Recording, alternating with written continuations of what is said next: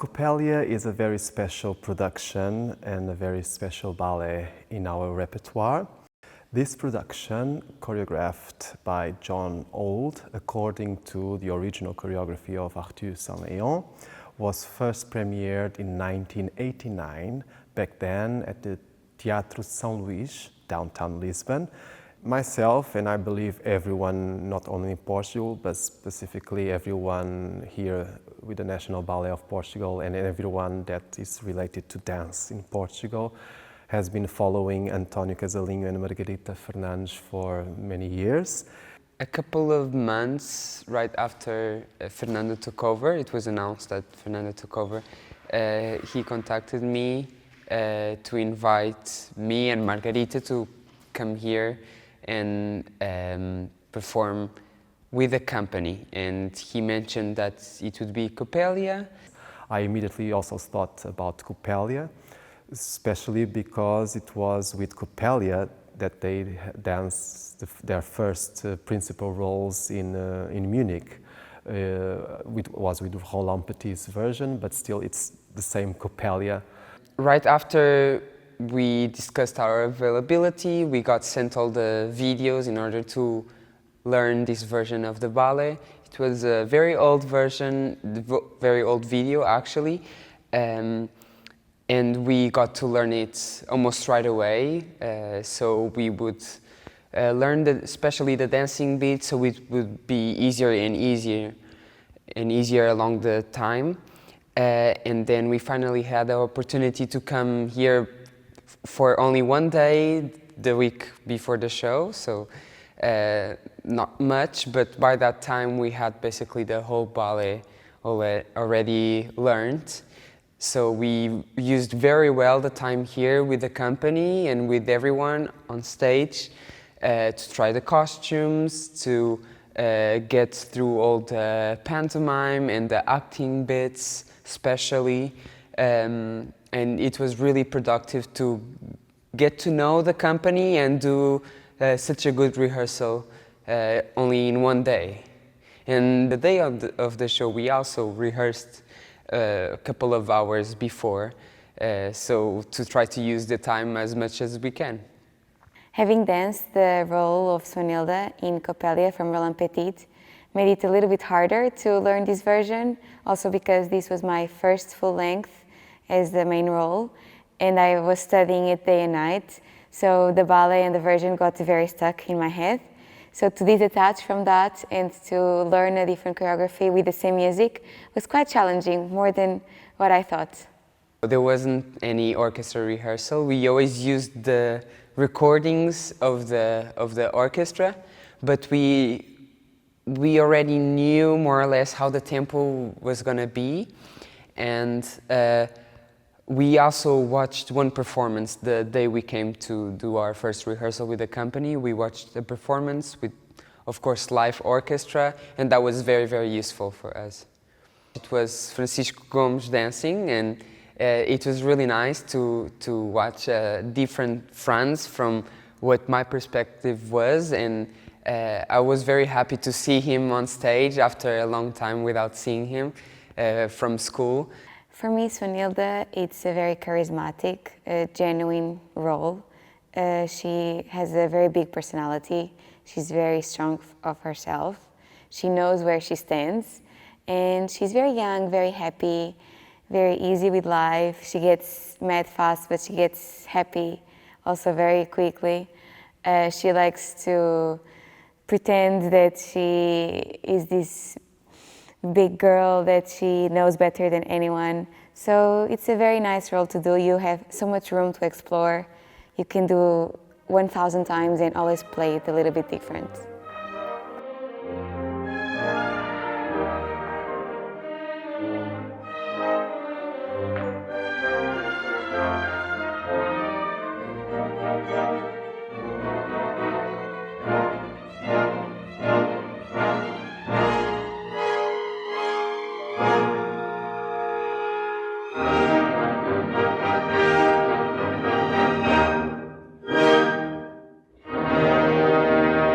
I think Franz is a very jokey character. He really likes to play a lot. He especially likes playing with the girls, and if he sees a pretty face, then he'll try to have some time with her. But at the same time, he loves Swanhilda.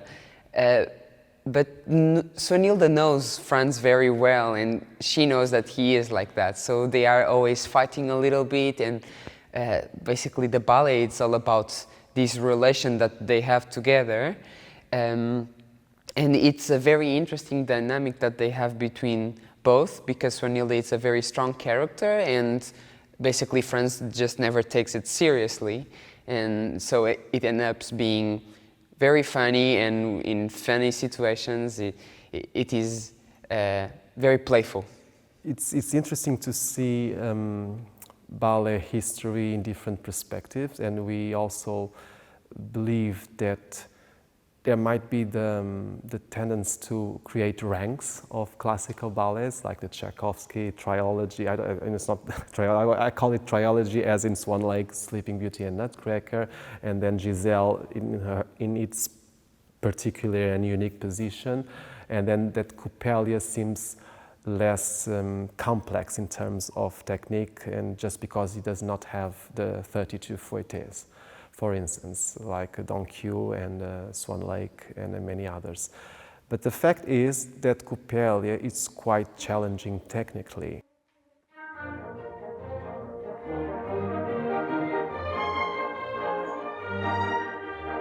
I think the hardest point in this ballet, it's the Hobson point.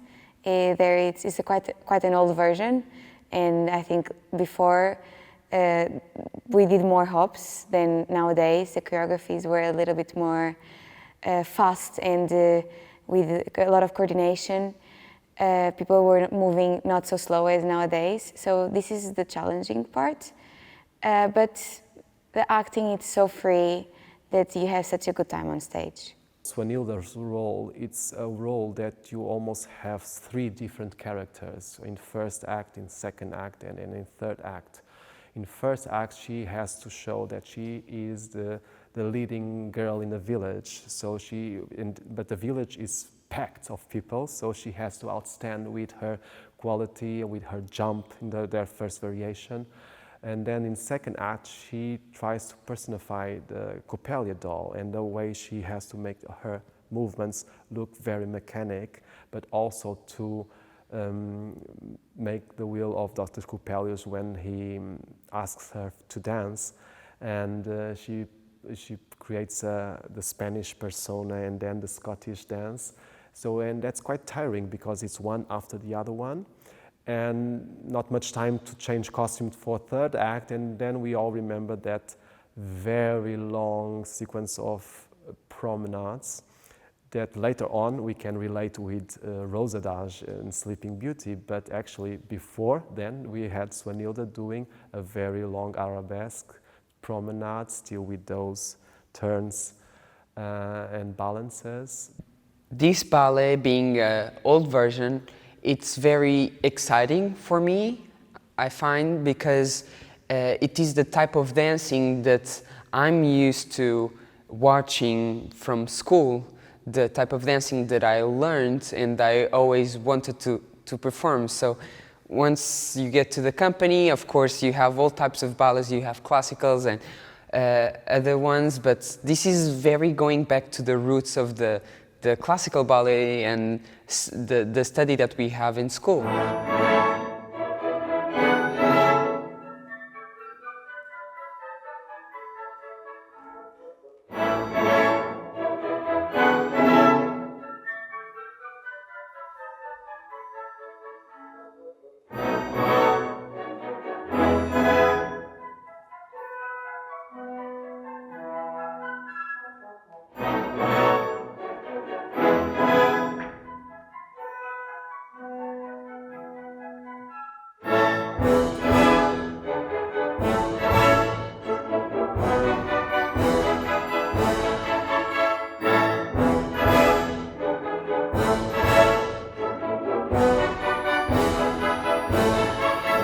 So it is very dynamic, very stylish, and it's hard, it's very technical, and at the same time all the partnering, the slow pas de deux, it's very much about the precision, but it makes it very enjoyable. Especially I feel that with Margarita we know each other very well, so we know what we need, and with such a slow music we just have no other option than to have fun with one another.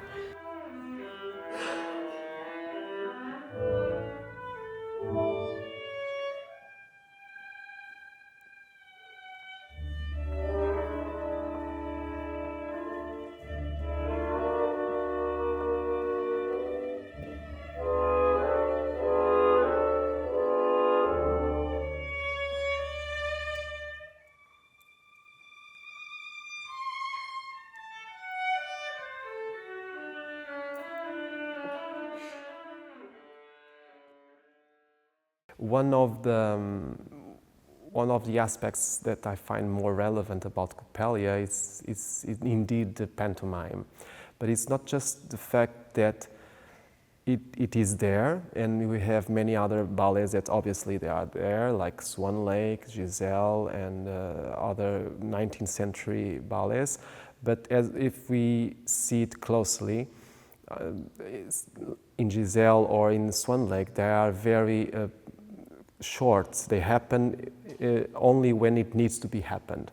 And in Coppélia, it happens the whole time. And but not in a very artificial way, in a very natural way, also because that reminds us that the whole ballet and the whole music was conceived and created simultaneously. And it's the fact that the pantomime is very musical, it also makes it very intelligible in our days.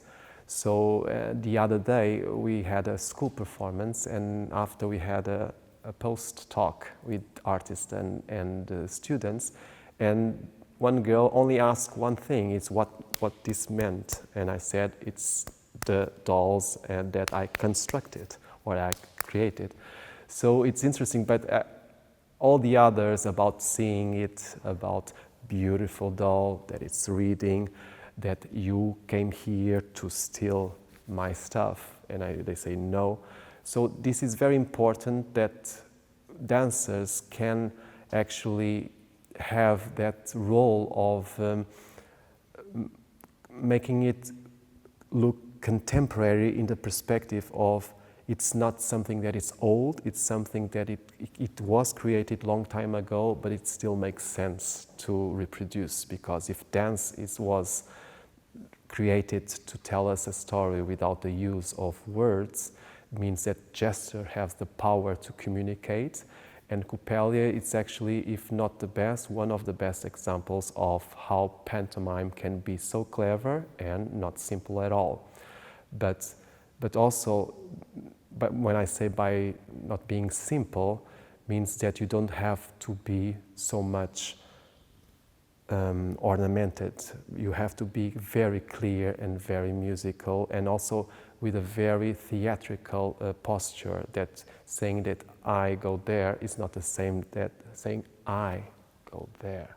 So it has this depth that in Coppélia was very interesting to bring it again, and especially to very many young dancers that have seen it but have never experienced it. So it's wonderful to see that actually audiences understand the story completely since the moment that the doll is placed at the balcony and until the moment that they all celebrate a party, the bell, the offering that is given to the village.